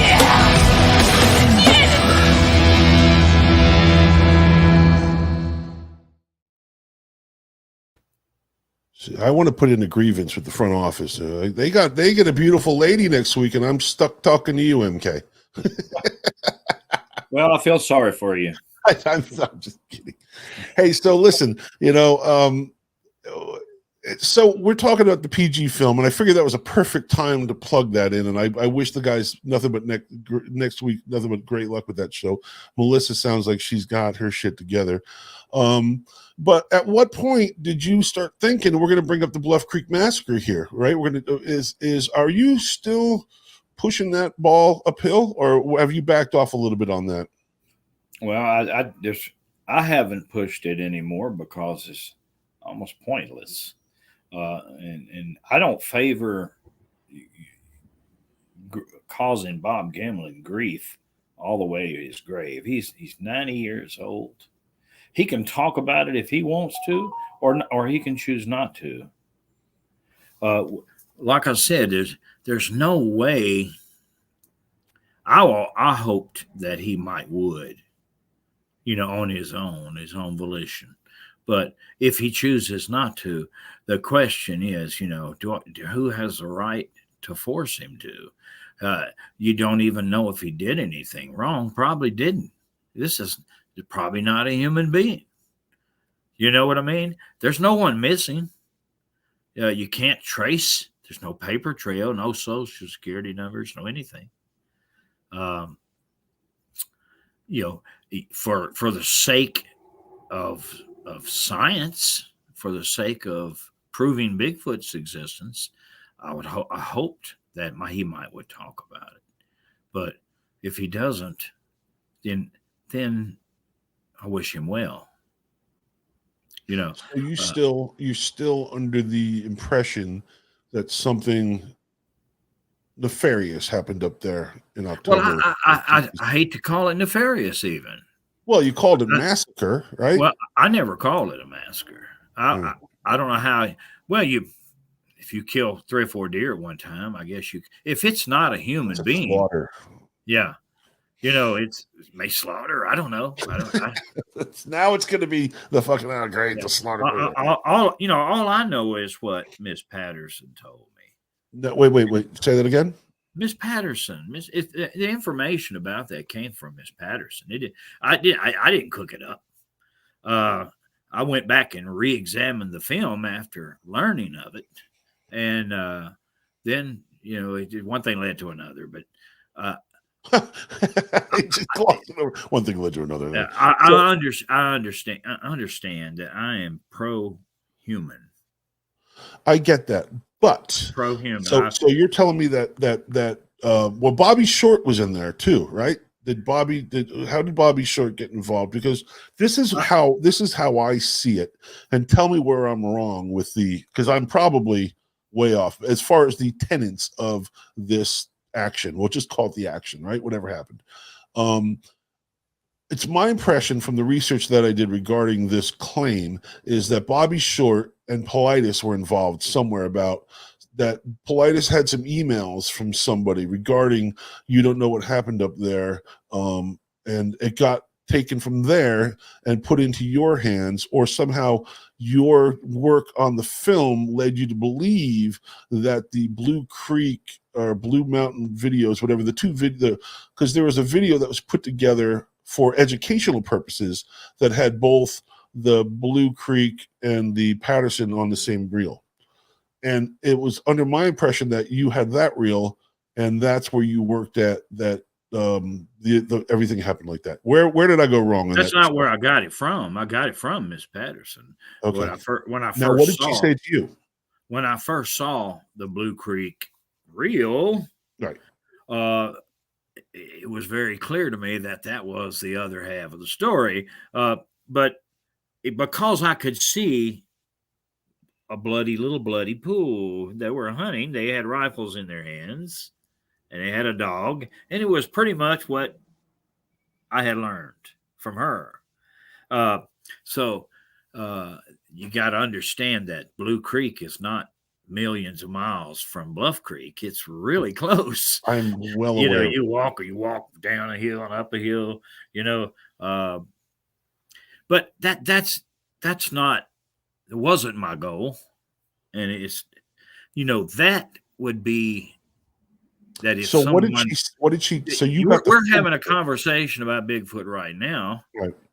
I thought that someone who was still alive from that event might want to have a conversation, but still it's up to them.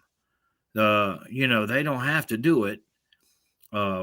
Whatever the reasons are, they might know something I don't know.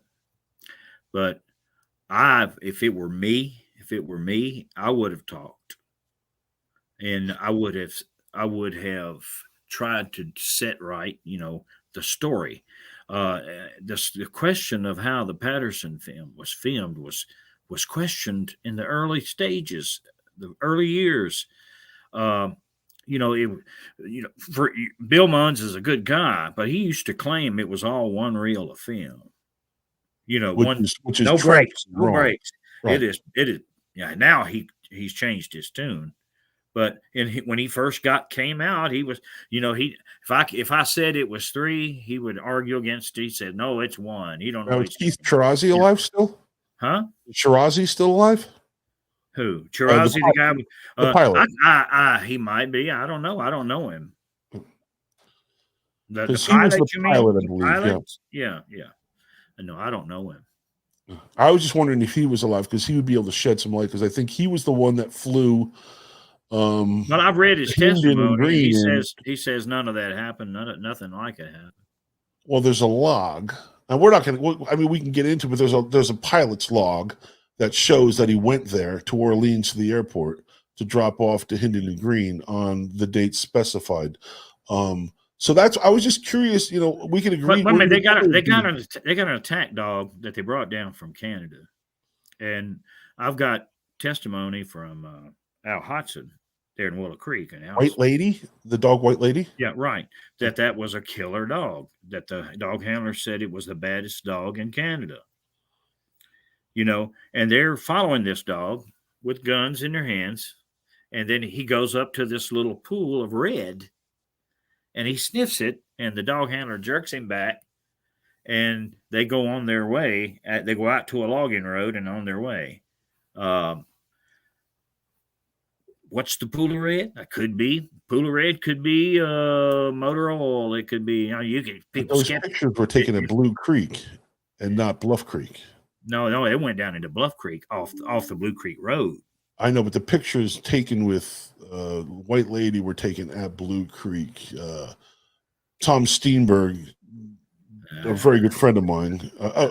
So in essence, you still are convinced that what you heard, and I mean, we're friends, right? We can agree to disagree. Yeah, I'm not trying to convince you. No, I know we can agree to disagree, but I just want to make sure I know where you stand right now. And that's fine. And I appreciate you holding your ground, because I don't like people that hold. Some people get really irritated because they are emotionally invested in it. There you go. Neither one of us are. I'm not. Right, exactly. So just to make sure that Mrs. Patterson gave you a reel, and she mentioned something about maybe you should check this out because there was something that happened up there. No. Okay. She just. I don't really want to go into it, but you don't have to. I apologize. He goes into the interpersonal relationships that she has with other people they're involved with the film. And I don't want to get anything fanned anybody's personal lives. That lady was such a nice lady, and she did so much for me, and she helped me a lot, and she's just a wonderful person. You know, she has suffered tremendously because of this film, because she's a regular person in a very irregular situation. And what her husband did down there was to film an impossible thing. Well, I think next to the JFK video, next to the Zapruder film, this is probably the most, because was the Zapruder film shot on the same camera, same type of camera? Well, people argue about that, but I'll tell you what the guy at Photo House told me. He said that his dad rented Patterson both cameras. I said, both cameras? He said, yeah, he rented a K100, a home movie, silent movie, and he rented him a Bolex, which is professional with sound. Oh, that's the kind of watch I have. Bolex. Just kidding. Bolex is a long, many years in business. They produce professional film cameras for the movie industry. This was quality. This was movie theater quality. So it was a much larger one? It was a 16 millimeter format. Oh, okay. So it was still small. But it involved 16 millimeter film with sound, and the lens was absolutely sterling. And so, yeah. So which one did he use? You tell me. God, can you imagine coming across that receipt somewhere, having a... Well, I can tell you something. Imagine if somebody had the receipt. Let me cut this light back on. Yeah, no worries. Hold on just a minute. I made him turn it off before the show because he looked too much like the second coming of M.K.Davis. The light was all behind him going, oh. Yeah, and I'd like to thank everybody for hanging in there. Everybody's hung in there. I'm going to show you. Okay, here we go. What are you showing us now? I'm showing you the best frame from that film. Can you see it? I'm not sure how good this little camera. No, I can't see it. Of course we can see it. It's right there. It's taking up the whole screen. Yeah, see it? Yeah. Now that's 358. Is that what it's called? That's 350. 350. Okay. Yeah. Oh, that's just see how good that is. Don't do anyone any good to tell me anything about how far away they were and how impossible it was to get a good picture if this exists. Now, is that from your... where did you have that made up? I can't tell you. Kinko's? Was it Kinko's? I can't tell you anything like that. Come on. Nope.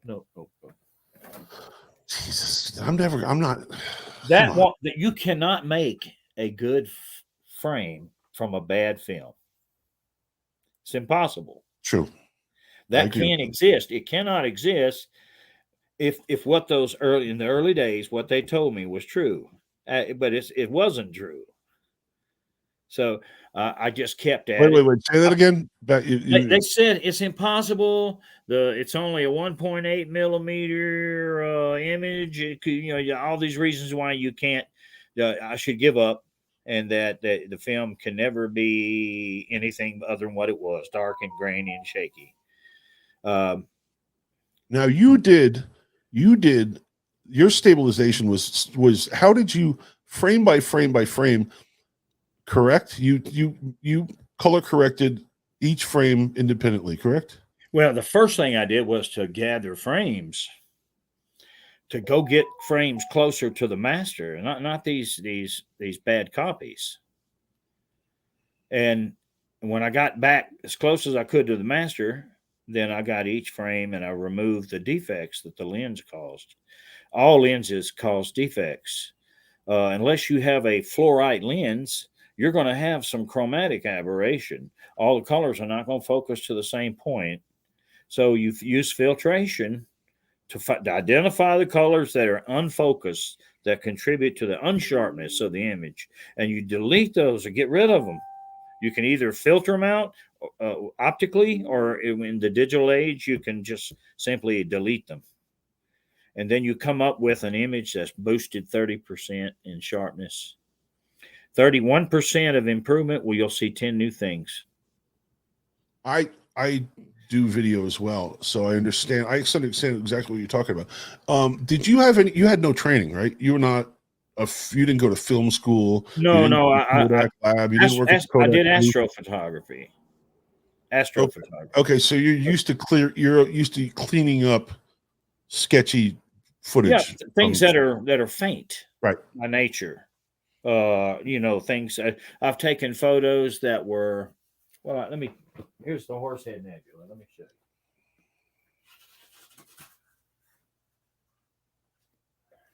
God knows what he's bringing back.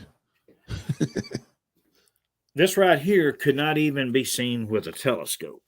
Push that right up there. Push that right up. Okay, there you go. That's the Horsehead Nebula. I got it right there. That thing yep. right there. Yep. And that's another nebula close by. You can't see these; they're so dim that you have to sit there and guess where they are and expose for 20 minutes with an open shutter, and then you take it and then you do your tricks with the camera. I mean, with the film. Okay, you can take it down now. We can see it. But speaking of computers, a lot of the photos that they do with astrophotography now is done by computers. The computers render it's all digital, right? Like you can't even buy film anymore. I did this one right here, just to prove that it could be done. God knows what he's bringing back. Second time I said that. We never know what you're going to bring back, MK. I did this one just to prove that it could be done.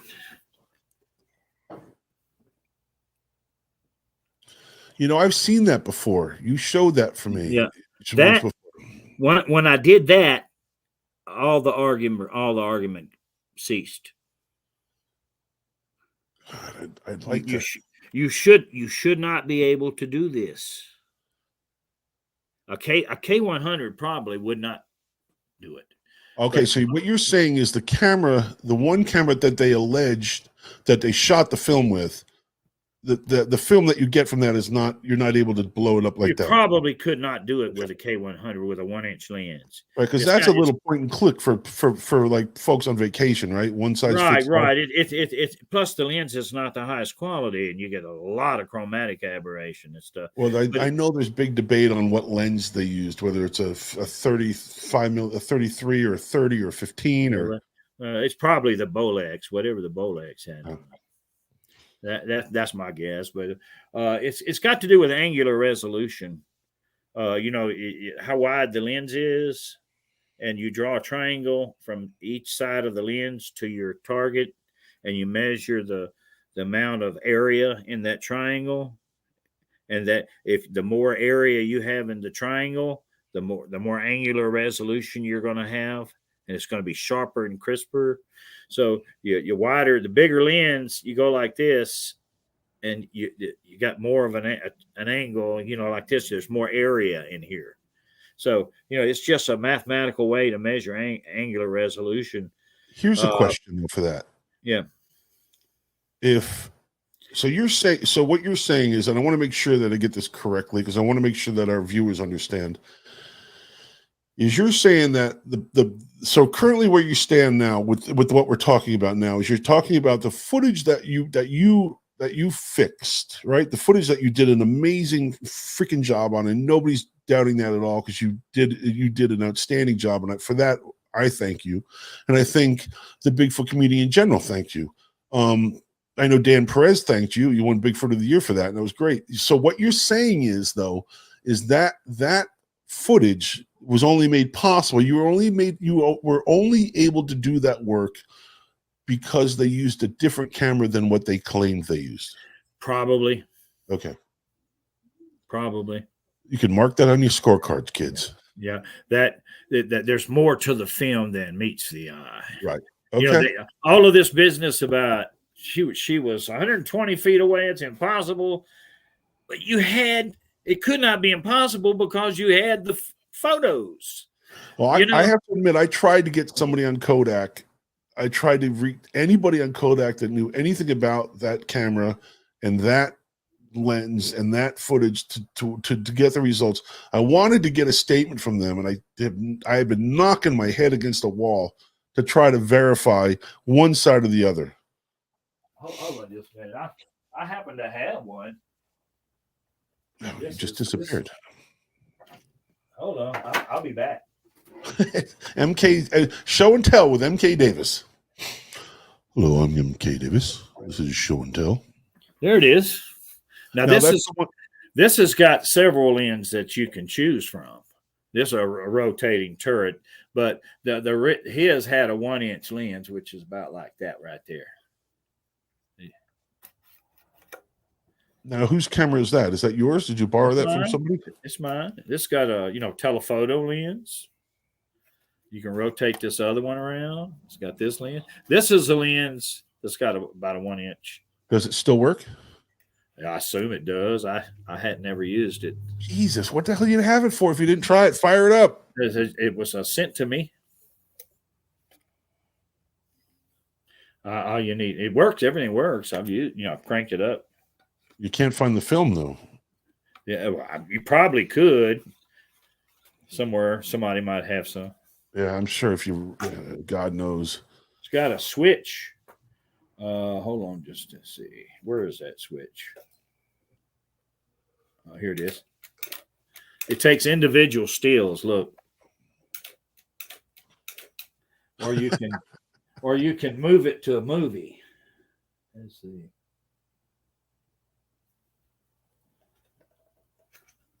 See which one of these is. Well, I've done it, but I forget how. I feel like we're at a pawn shop and you're trying to sell me that thing right now. Well, I've never actually filmed with it. Somebody sent it to me.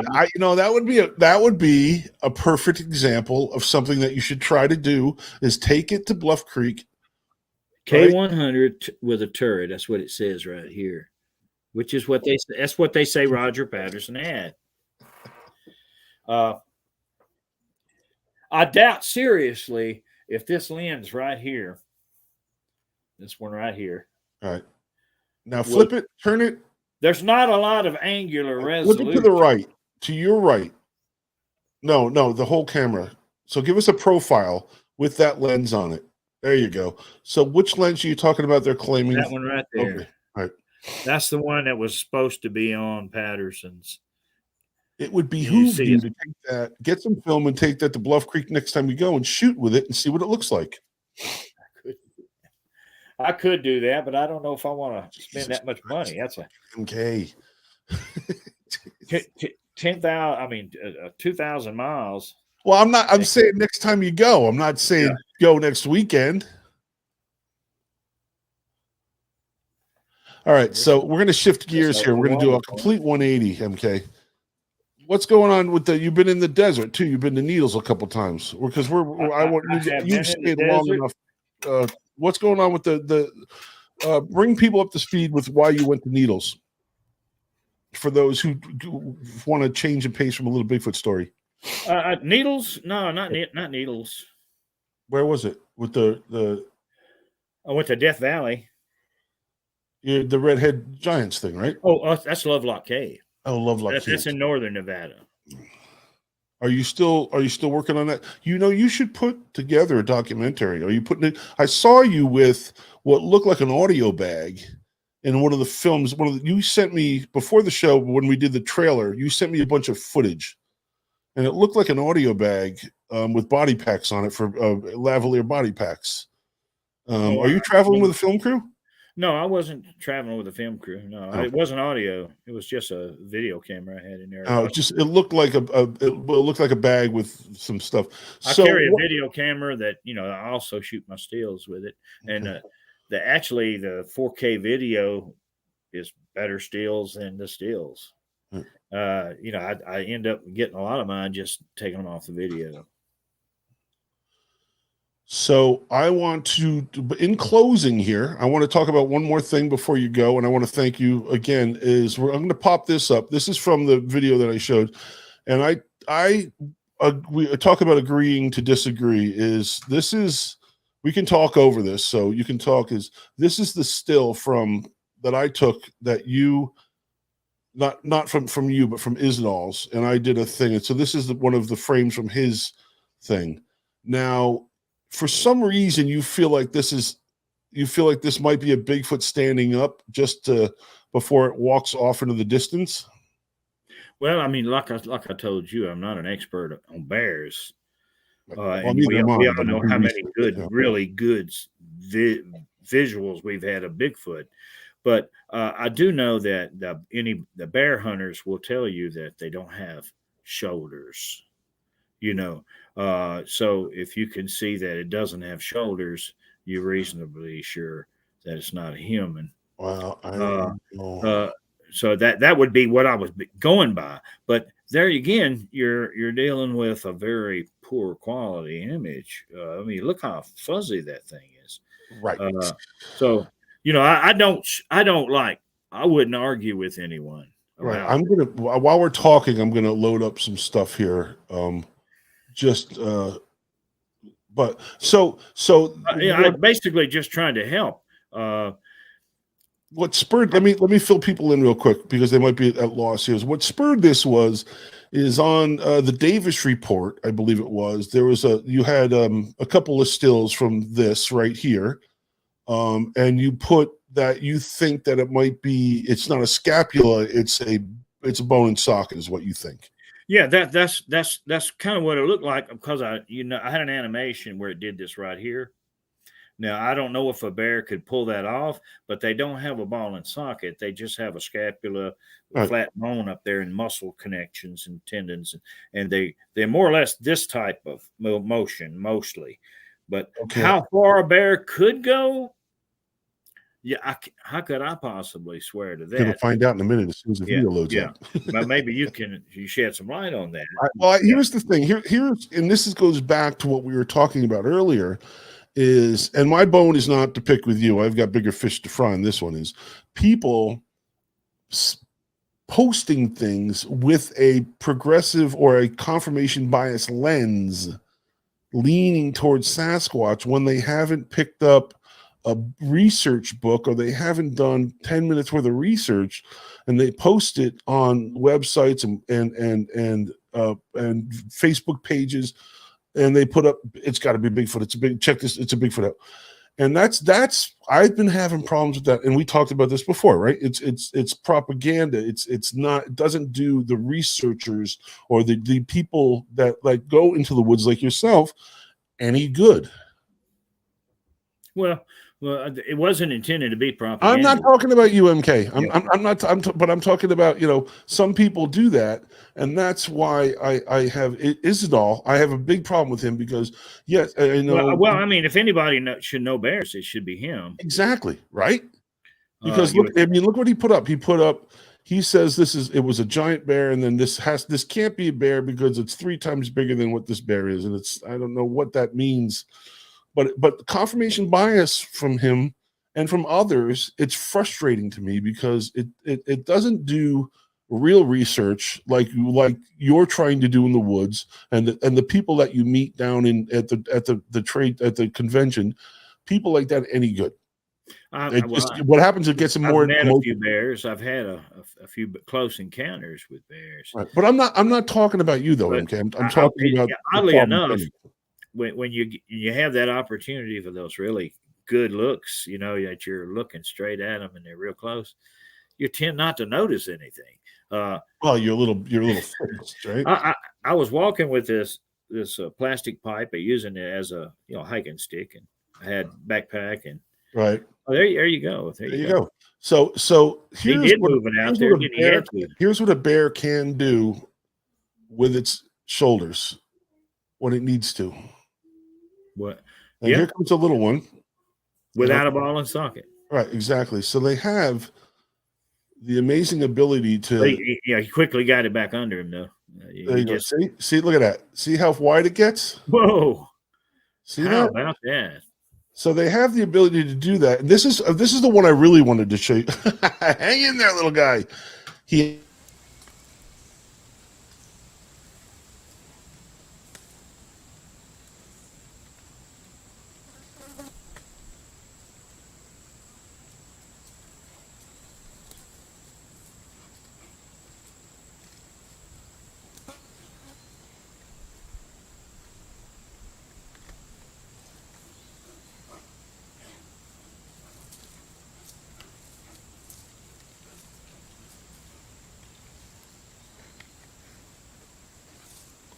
I could never. I don't hunt bear. I could never hunt bear because I love them.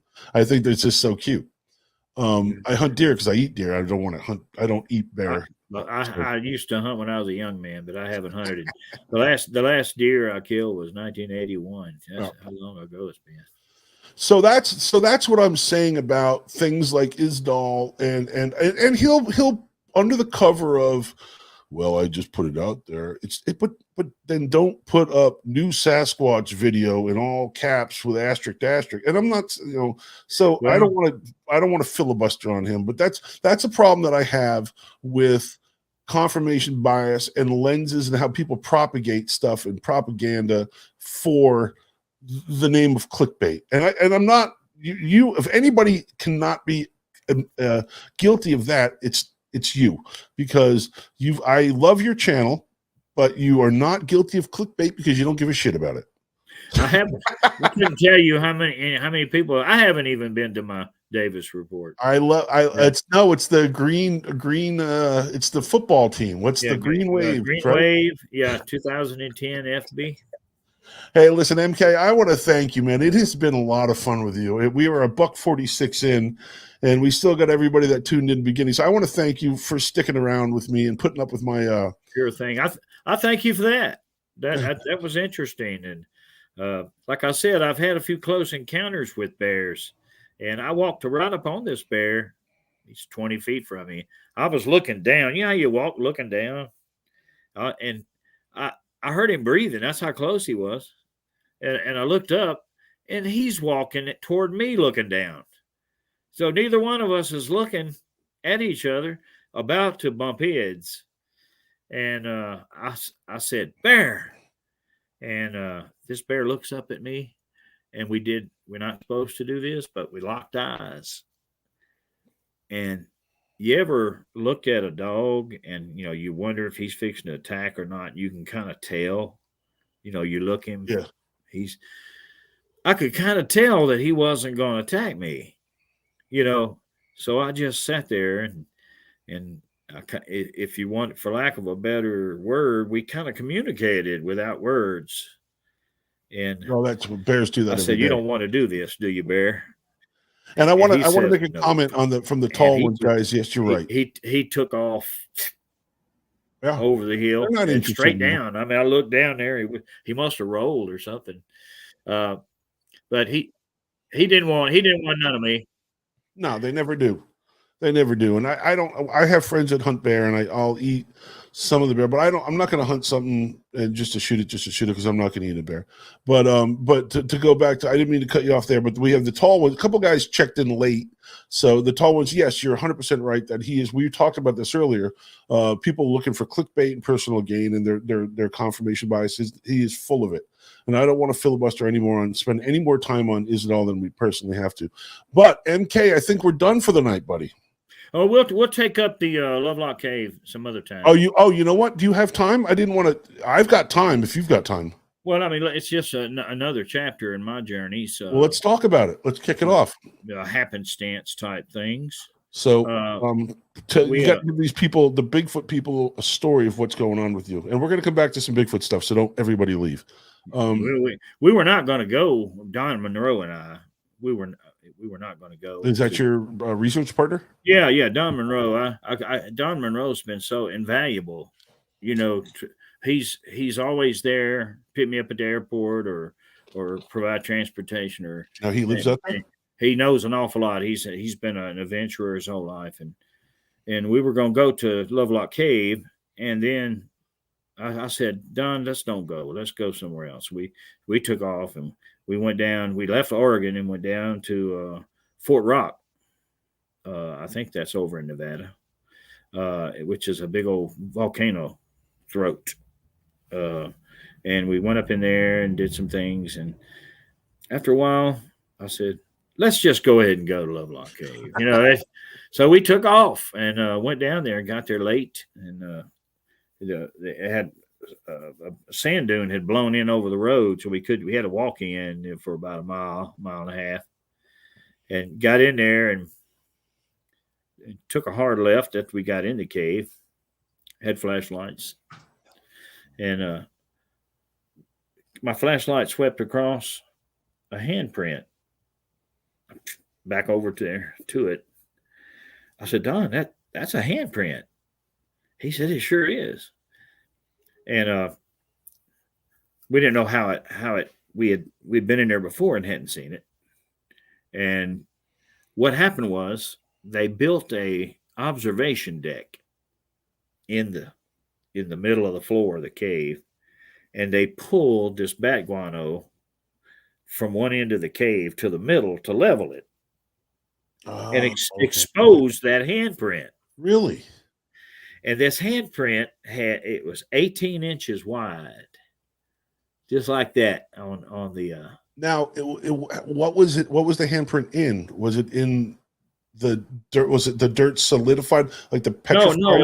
On the roof of the cave is this kind of tarry, waxy stuff from fires and cooking meat and this fat. Okay, so the soot and all that stuff. It looked like it was the same stuff to me, just looking at it. It'd been there a long time, and whoever it was that pulled their hand away left a ridge down each finger. You know, like when you suck away. That's how I knew that it wasn't just an artistic rendering. It was an actual hand pulled away. Take any pictures? Yeah, I took film and pictures. Okay. I'd love to see those. And when we left there, we stopped at a McDonald's, and I got online with my laptop, and I let my friend Ron Moorhead know. And Ron came, and he took some video. And then after that, between the time Ron came and that November, when I was able to come back, it was destroyed. The whole face of the rock was gone, just eradicated. Mother Nature. Well, you've been there all those years. Yeah. Maybe holding it together. I published it, which could have been a mistake, but it's a public cave. Somebody was going to see that thing. If it weren't me, somebody was going to publish. Well, I know that the giants, the red-headed giants, it's a big deal in Nevada, in Lovelock and that whole area, correct? Yeah, it is. It's a big deal, both positive and negative. In 2005, I went to the Humboldt Museum. This lady running it by the name of Miss Pansy Lee. She gave us some information on the red-haired giants, the whole story and everything. You go there now, and they'll give you some information. It says no red-haired giants, and it's a red circle with a slash. And they are almost to the point of radical about it. They don't like it. A 180 shift. A complete 180. So, I asked them about the big handprint. They really didn't have an answer. I said, well, did you show them the picture? I showed them the picture. Do you have that picture there? Yeah, the picture that. Do you have a photo? Do you have it on film? Do you have a copy? Yeah. Yeah, you can find it on the net if you just. Oh, I didn't know if you had a copy you could show up just in front of the. I do have a copy. Let me put this. Come on, why stop the show and tell now? I am too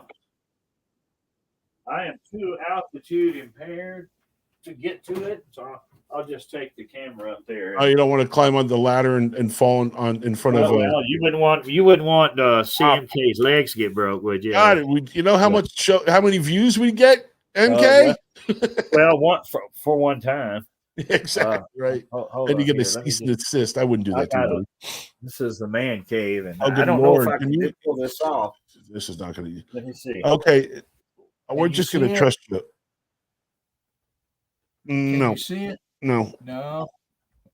There you go. There you go. I'm moving. Right there. Okay, there it is. Okay, so that's a handprint. That's a handprint. Push the camera down a little bit. Right there. Right there. Okay. Hold it still. Okay. That's a handprint? That's a handprint. Okay, you can take I don't want you to kill yourself. You can bring it down now. Are you holding up a measuring thing, or is that a knife? That's not me. It's Don Monroe. Okay. And that knife is he's got a It's like a he uses it as something to measure with. He pulls the blade out to a certain point, and he's got a notch in it, right. and that's 18 inches. Okay. It doesn't, to me, that it's hard to tell. It's hard to tell because I do see the soot Well, that you're talking about. you have to see a better, good Right. quality picture. You see where it was that each one of those fingers has a ridge of that tar stuff. Mm-hmm. Each one, and where you pull off like a taffy pull, suctioned. So Right. it just almost has to be a handprint. Unless So why do you think the shift with the because it was a state of Nevada that had that display up, right? The the Humboldt Museum is Humboldt County, right? you're right. It's Nevada. If you really want to know the truth, once Miss Pansy Lee left there, they started to convert the museum over to art. Oh God, I hate art.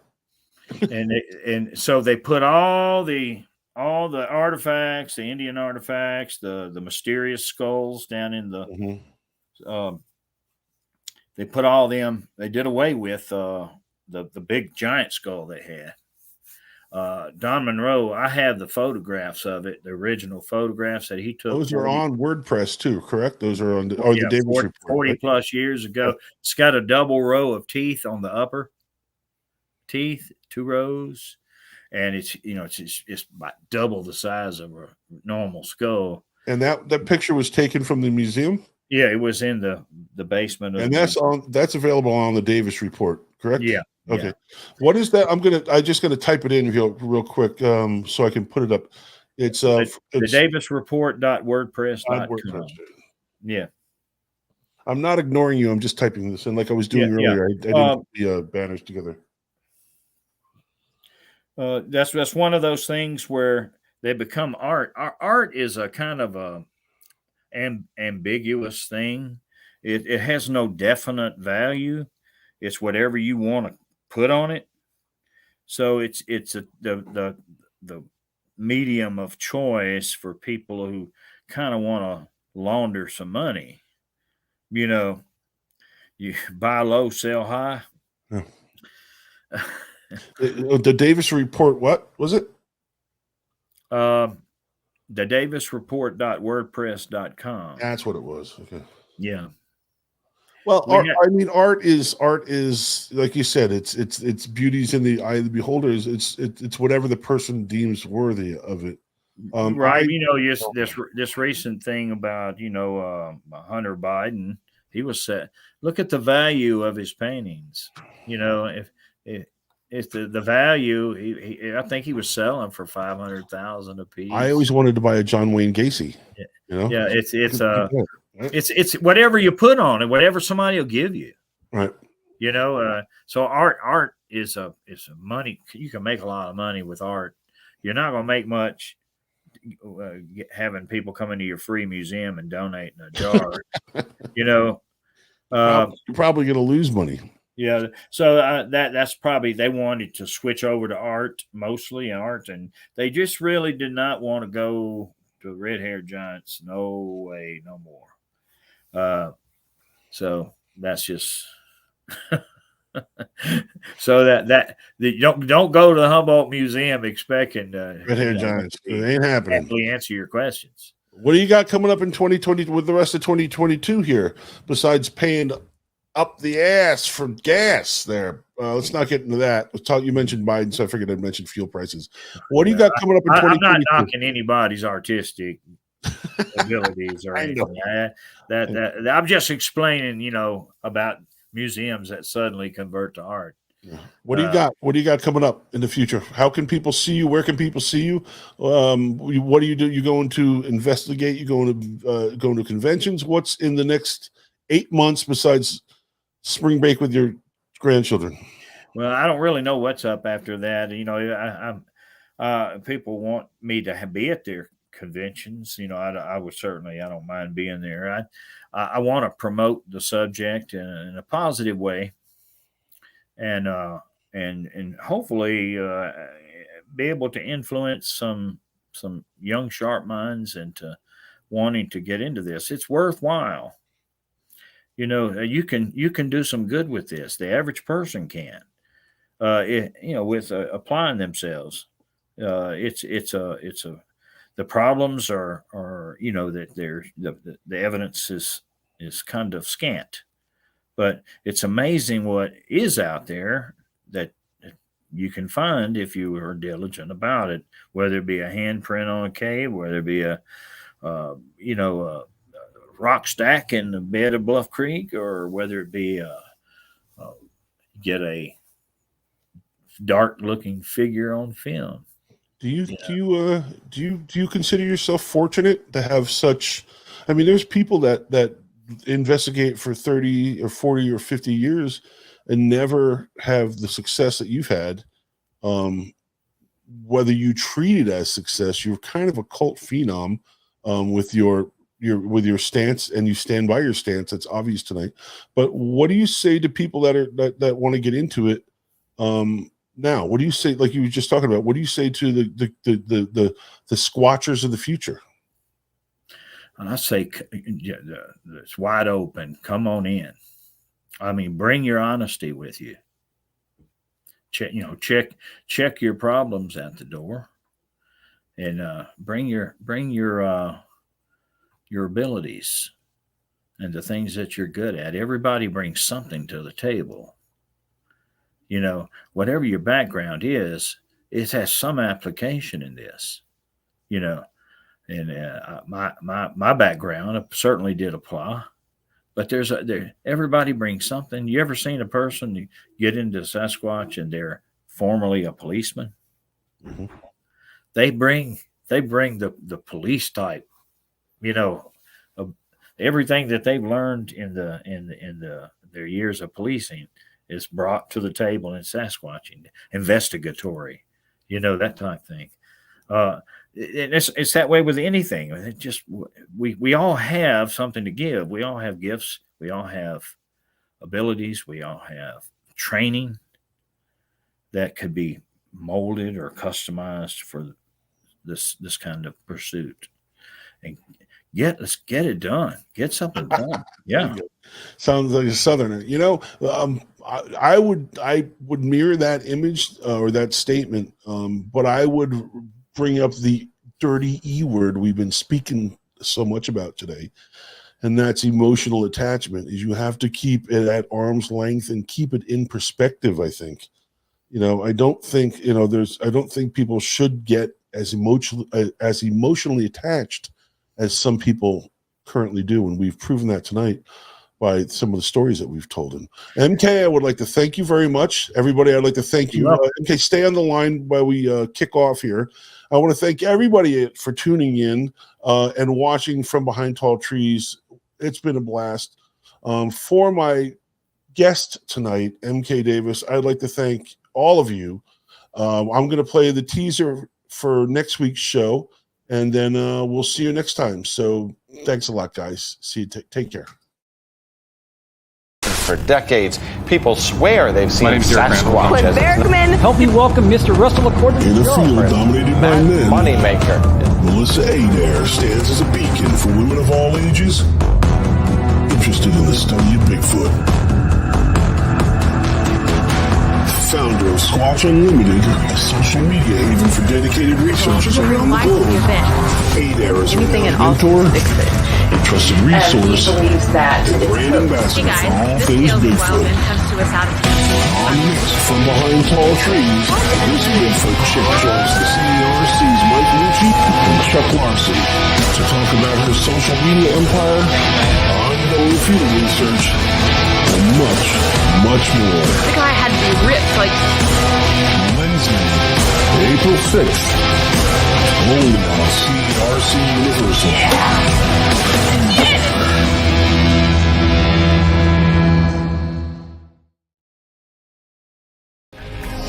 You've been watching From Behind Tall Trees, a Catskill Appalachian Research Collective production. For more information on this program and others like it, Remember to like, share, and subscribe to CARC Universal today. To join the conversation on our Facebook group, become a member of the Catskill Appalachian Research Collective Facebook group. CARC. Relentless.